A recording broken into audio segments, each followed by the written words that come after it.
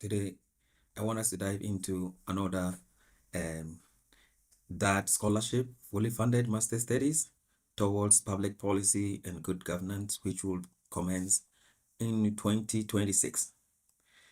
Quickly, let's jump into the objective of the program. The program offers future leaders master's course in disciplines that are of special relevance to social, political, and economic development. It also prepares students in a practice-oriented course for responsible positions in or for their home regions and contributes to establishing economic and social institutions that are democratically oriented and designed to overcome social inequalities. Now, who can apply to this program? Graduates from developing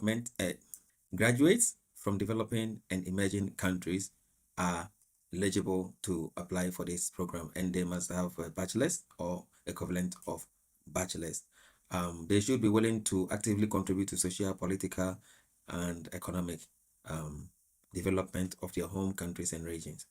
And then they should be people who have already gained practical experience relevant for the program, professional internship, political, social commitment, and stuff. So again, this program is suitable for people who have professional experience, minimum 2 years. So take note of that. What can be funded? Academic education in one of the master's courses. We will get to the list of the courses that qualify for this program or this scholarship, and they are offered in English. Again, if you were taught in English, you don't have to provide IELTS or TOEFL scores. In my short video, I have explained what the scholarship covers, so take note about it. And here again, it is talking about how much you get in terms of stipend per month, approximately 1,000 euro per month. You get your health insurance covered in Germany, appropriate travel allowances for travel between Germany and the respective developing or emerging countries. So your home country and Germany, return ticket will be covered for. In case you need to collect data on your research whatsoever, that would also be covered for. Again, a study and research grant, as I have indicated. If there is the need to conduct expensive kind of research that requires substantial amount of money, that will be taken care of by the scholarship. They will subsidize your rent cost, and then after the subsidy, you may pay the remaining one from the monthly stipend given to you. And then they also provide, if you have family, this particular scholarship, if you have family and you move with your family, they are ready to supplement your cost as applicable. They would also offer you opportunity to study in German language for 4 months, even though you are not going to learn in German or going to be instructed in the German language. It is important as part of this scholarship program to learn the German language up to 4 months. The reason being that they want you to be well integrated into the German culture and the system. So you have to get the fundamentals of the language. And this is also important step as you develop yourself internationally. All right. Application process. You need to submit in either English or German language. Also, you must read the DAD selection criteria included in our checklist. I'm going to have a full video on the DAD scholarship. You should check my YouTube page on extensive discussion and extensive presentation on the DAD scholarship, so that you know what it entails and how to go about it. And they say you will have to complete that. I will leave this aspect of the DAD processes involved out, so that they will all be captured during the extensive presentation about the DAD scholarship. When we come to number 6, which is the selection, after the application has ended in August, the selection will be done in October, November 2025. And here is not for our consumption.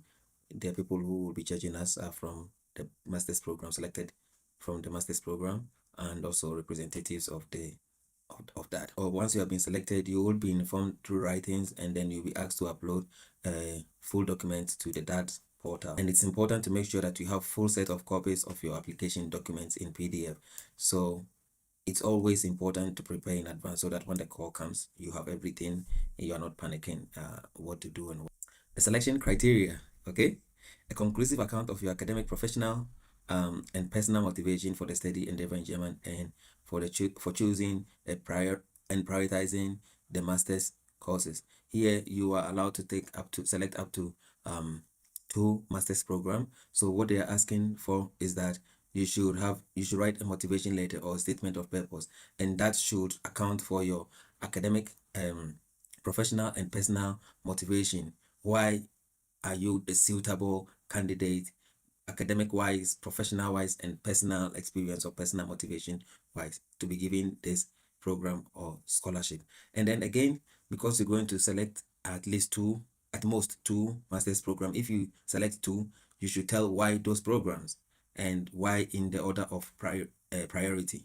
I'm going to explain that aspect. Let me quickly run down here to see the program. So there is a social protection, development and governance, public policy. So let's say I opt for public policy as my first choice priority, and then development and governance as my second priority.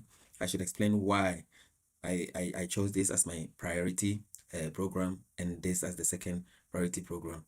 Relative to my background academically and professionally and my future goals. So we'll get there. That is one of the most important things to consider during the application process. And then also your motivation. This motivation should clearly relate to your goals. The goals of the Helmut-Schmidt program. So you must read and familiarize yourself with the Helmut-Schmidt program, what the goals are. And I think that beginning we talked about it, the objective with the Helmut-Schmidt program, that strive to contribute to promoting good governance and civil society structures in developing and emerging countries. So this is the ultimate goal. So if you are explaining anything apart from your academic background, apart from your professional experience, and personal motivation, you should tailor it towards the goal of Helmut-Schmidt's program. All right. Practical experience relevant to the program, professional experience or internship, political activities, again, all have been summarized in the first point. And the first degree, a first higher education degree completed with above average grades. I don't know what third upper is in German, but I would say that above average probably would be second upper. Worst case scenario is second lower. So yes, people with this background, you can also always check what is third upper equivalent in GPA in your respective grading system, and then you will get the idea whether you qualify to apply or not. Formal requirement: candidates who already hold master's degree must make a well-argued case as to why they should be funded for another postgraduate degree. And here it is demonstrating that if you already have a master's program, you can still apply to this, but you need to explain well why you need to be offered another master's program. And if your case is well argued, hooray, you stand a chance of being considered for the program. So the break between your last university studies and the commencement of this program should not be more than 6 years. It has been stated here. Candidates who have spent more than the past 15 months in a country not listed on the DAC list are not eligible. So if you have lived outside your home country or outside a developing country and emerging countries for the past 15 years, you are not qualified. Again, apart from this criteria, the master's programs that you're going to apply, each of them have their requirements. So you should read about them and make sure that you fit well into the requirement for the specific master's program before you put in your application for those. So it will be important to go through all the 6 or so master's programs, see their requirements, see which of them your academic background and professional experience align with mostly, and then go for them in order of priorities. Language skills, again, like we said, it's conducted in English, and well, the requirements for language skills and the required language certificates vary depending on the respective master's course. So here we are saying that look at the language requirement of the program you are applying to. If you meet that language requirement, then you are good to go. Application documents, checklist of the DAT scholarship, signed and dated, the DAT application form, letter of motivation. We have explained the letter of motivation, and here they are saying that if you are applying for 2 master's courses, you will still submit only one motivation letter, but you must explain in order of priority why you chose one program as the first and why the other as second, or vice versa. So that should be well indicated. It says indicate why your first choice of master's course is your first choice, why your second choice is your second choice, and how they will advance you academically and professionally. Maximum two pages long. You must provide the same letter of motivation for both courses you are applying to. So you are not submitting two different letter of motivation. You must submit for same. And then you need a CV. Again, the Europass format. We will have a video on the Europass CV format. So look out for that one too. In the CV, they're saying that you should explain if you have any gap between your professional experience for 3 months, then you should explain why that gap existed. Did you take gap year to go and do something? Where you say, was it out of unemployment and whatsoever? You should explain that. Copies of your higher education certificate, full sets of transcripts of records, confirmation of relevant professional experiences or internships, also proof of English language skills, which can be confirmation letter from your university or test score which has been professionally taken, and then a current written reference. So these are the list of documents you need to submit for your application. The application period for all 7 higher education institute is from 1st June to 31st July. So take note, this is from 1st June, beginning next month you can start applying, so prepare yourself. And then 2 months afterwards is the deadline.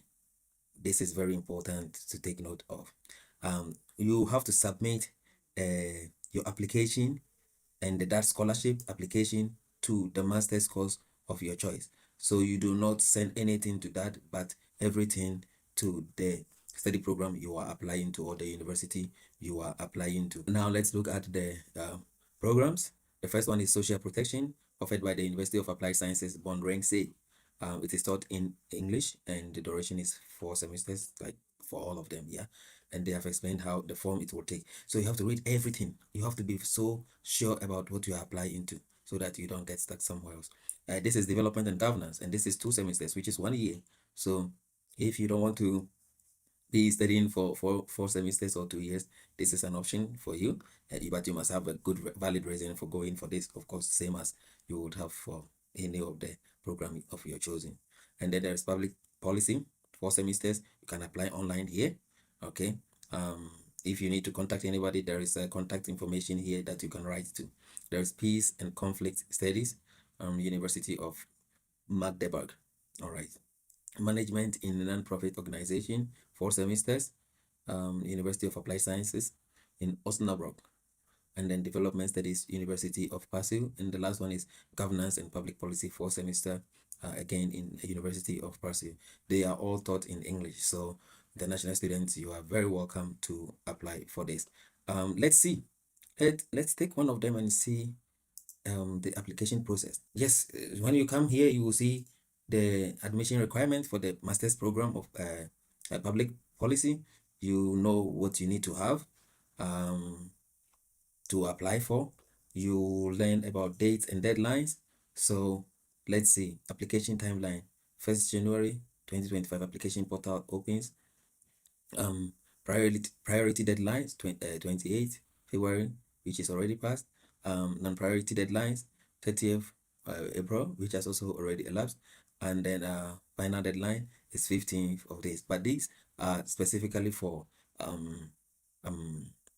the university's own requirement. But if you are going to apply to them, if you are going to apply to this, you must meet the university's own deadline, and also you must meet the deadline set by the DAD scholarship, as we read previously, which is between 1st June and 31st July. Thank you for your attention. I pray that you would be successful in your application. Don't forget to share this information with friends, like and subscribe to my channel for more insight on scholarships around the world.